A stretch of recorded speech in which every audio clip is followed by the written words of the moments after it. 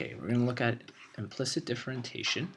And it's essentially we're going to find the derivative of this, but instead of setting it equal to y like we normally do, we're actually going to solve when y is part of the equation. So because I have so many terms, I'm going to number them because there's going to be kind of different processes to going through all of them. Okay, and we're going to be using, essentially we're going to be finding dy over dx. Thank you very much. So essentially we're going to be deriving everything in terms of x. We'll be using derivative in terms of x of every single term. But because we have a couple y's, there's going to be a couple extra steps we're going to have to go through in order to do some converting, in order to technically derive them. So I'll color everything in blue, and I'll try to number all the terms that we're working with here. So term number 1 here. We're going to derive that term itself, and we're going to derive it in terms of x. So I'll color in blue. We'll find a derivative of 4x in terms of x, and that's the product rule. So that one will be relatively straightforward when we get to it. The second one, we're going to have to do a type of product rule, and what we're going to do is kind of split this into two, like this, as if we're doing two equations here. So in the first equation, we'll find a derivative of our 3x squared, and that will be easy again because that'll be kind of a product rule and it's in terms of x. Okay, and our second term when we do product rules tends to stay the same. So I'll write it in black because we're not actually doing anything to it, so kind of times our y squared. And then again with product rule, the first term then doesn't get derived, so we'll leave our 3x squared. Okay, but we're going to derive dx our y squared, and that's going to take a little more from us. Okay, so this is the whole product rule for number 2. Okay, so that's only the first steps of deriving the function for number 2. Number 3 is going to be very, very similar. We're going to do the exact same thing. We're going to split it into two equations, one in reference of x and one in reference of y. So we'd set it up the same. We find a derivative, dy dx, of 5x, which will be simple, and we'll multiply it by our second term, which is y. And then our 5x will be our first term, which we don't change, but we'll have to derive dy dx of y. Okay, and that will be a little harder.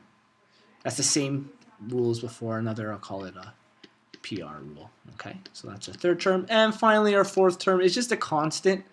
So the derivative of that we know is going to be 0, but I'll write it in anyways because technically it's what we're doing. We're deriving it in terms of x. So we're deriving that function. Okay, so the first thing we'll kind of do is derive what's easy, and then we'll talk about our y's. Okay, so our first number 1 here, because we're using our product rule, the number just turns into what? Do you know? 4. Yeah, just 4, right? That's really straightforward. Okay, we're going to do the first part of this product rule. I'll call it 2a. Is that kind of confusing if I say that or no? No. Okay, so 2a. If we go to derive this, again, it's product rule, so we get 6x, and because we don't have to do anything with y, it turns out quite fine. And actually, I should write these in black so it's simple. Okay, this will end up being 6x times our y squared. Okay, and I'm gonna stop that talk. Okay, our 2b we'll kind of do on the side after. Okay, this will be our 2b. Our 3a, which again is relatively straightforward, I'll kind of squeeze it in here. Our 3a, again, is the same type of derivative. This just ends up being 5, and it's times y, so we end up with 5y. Okay. Our 3b, which is kind of us denoting, again, is a little trickier, but once we've done 2b, it'll be easy. And finally, our term number 4 will be equal to derivative of a constant is 0. Okay, so what we need to work on is our 2b and our 3b. So I'm going to kind of do them underneath in purple here. Because the derivative is in terms of x, and we're dividing or doing a term that is y, we're going to multiply kind of by something that would be considered like 1. And what we mean by that is derivative of dy over dy. Any term divided by itself is 1, so we're not really changing anything. And the reason we can do this, what we're going to do after, is we're actually going to switch these two bottom terms. Okay? And when we switch the two bottom terms, we'll have the derivative in terms of y squared. And since we're deriving it in terms of y, we can actually put it through that process. And because we switch the two bottom terms, it then becomes dy over dx, and we can't do anything with that. Now, to talk about how this rule technically makes sense. Think of it like we had 2 over 3 times 4 over 5. Okay? We know that answer is going to be 8 over 15. What if I did 2 over 5 times 4 over 3? Okay? What is our answer going to be then? 8 over 15. Yeah, it makes no difference. So because we know we're going to be multiplying, technically this switching of the denominators doesn't change what our final answer will be. And that's how we kind of go through this process. We bring the dy over so that we can actually derive our function. So when we finally do derive it, that becomes 2y by dy dx. Okay, so that's what we're going to plug in here. We get plus 2y. Oh, sorry, I got to write in. Sorry, I got to write in that 3 x squared first. Does that part make sense? We didn't write that in. Yep. So plus 3x squared times, I'll do that in purple, 2y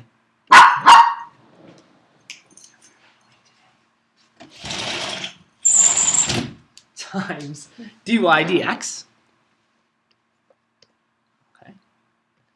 And since it's the same process for 3b, so we're going to try to do this part in our head. Okay. The 5x is going to be written again, so we're stuck with that. 5x. And because we're deriving it of y, essentially think of it like as a shortcut. We derive this, but we have to multiply by dy dx in the end. Mm-hmm. So derivative of y itself is just the number 1, and 1 times dy over dx is just going to be dy dx. So we don't have to actually write all that in. We can actually just write in purple here, times dy over dx. Okay? And there should be a plus sign here. So, after all that work, we've derived everything. Now we actually have to set it equal to dy dx. That's the goal here. So I'm going to make some room. Paste this. Just a little. Okay. So now that we've done that, what I'm going to do is I'm going to take our terms that aren't multiplied by dy dx. So that's our 4, our 6x times y squared, and our 5y. And we're going to move everything to the other side of the equation. Okay? So essentially all those things are going to become negative on the other side. Okay? So our other terms, which I'll underline in green, are going to stay on the left side. So I'll rewrite those. That becomes 3x squared times 2y, which actually means I can write it as 6x squared y. Does that make sense to you? We've multiplied the coefficients. Good. So 6x squared times y times dy over dx. Plus our other one, which is 5x times dy over dx, is equal to, and we move everything to the other side, we get negative 5y, negative 6xy squared minus 4. Okay. We then common factor out our dy and dx, so we get dy over dx multiplied by 6x squared y plus 5x, which is equal to all that stuff from before. And then finally, because we're trying to isolate for dy dx, we bring what it's multiplied by to the other side. In order to do that, we divide. So we get dy over